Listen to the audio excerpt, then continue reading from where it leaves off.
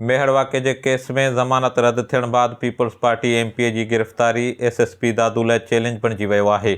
मेहड़ में 4 साल अॻु हथियारबंदनि हथां क़त्लु थियल करमुल्लाह चांडियो, मुख़्तियार चांडियो ऐं काबुल चांडियो जे क़त्ल केस में नामज़द जवाबदार पीपीएमपीए बुरहान चांडियो जे गिरफ़्तारी लाइ उमेर रुबाब चांडियो, क़ौमपरस्त अॻवान डॉक्टर नियाज़ कालाणी, गाज़ी ख़ान सोलंकी, क़ौमी अवामी तहरीक जे अॻवान मुनवर जतोई जे अॻवानी में सवें माण्हुनि इंडस हाईवे ते एहतजाजी मुज़ाहिरो करे धरणो हणी रोड खे ट्रैफ़िक लाइ बंदि करे छॾियो आहे।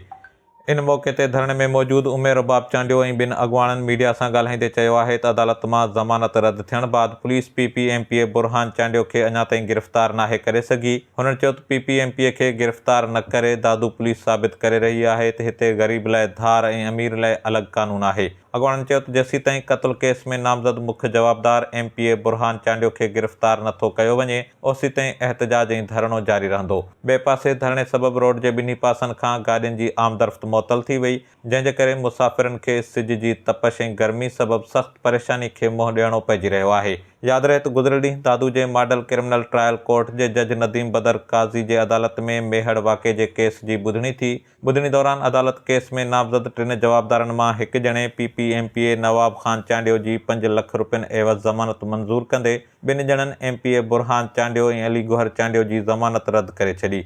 ॿुधणी बाद केस जी पोइवारी कंदड़ उमेर रुबाब चांडियो पंहिंजे घर ते प्रेस कॉन्फ्रेंस कंदे चयो त केस में नामज़द जवाबदारनि खे हाई कोर्ट मां ज़मानत मिलियल हुई, जंहिंखे रद्द करण लाइ संदन दाख़िल दरख़्वास्त ते मॉडल क्रिमिनल ट्रायल कोर्ट में ॿुधणी थी। हुन चयो त अदालत केस में नामज़द 3 जवाबदारनि मां 2 ॼणनि पीपीएमपीए बुरहान चांडियो ऐं अली गौहर चांडियो जी ज़मानत रद्द कंदे हिकु जवाबदार एमपीए सरदार ख़ान चांडियो जी ज़मानत मंज़ूर कई। उमेर रुबाब चांडियो जो वधीक चवणु हो त इम्कानी फ़ैसिले सबबि पीपीएमपीए बुरहान चांडियो अदालत में पेश न थियो, जंहिंजे करे हू गिरफ़्तारी खां बची वियो। हुन एसएसपी दादू ऐं आईजी सिंध खां मुतालबो कंदे चयो त ज़मानत रद्द थियण बाद केस में रूपोश ॼाणायल जवाबदार बुरहान चांडियो खे 15 कलाकनि अंदरि गिरफ़्तार कयो वञे। ॿी सूरत में इंडस हाईवे ते एहतजाजी मुज़ाहिरो करे धरणो हंयो वेंदो।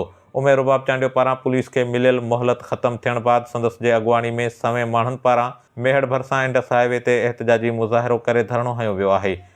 असांजो जेका असां पुरुमीद हुआसीं ऐं अॻिते बि असां पुरुमीद आहियूं त इंशाल्लाह हिननि खे फांसी जे फंदे ताईं असां वठी वेंदासीं।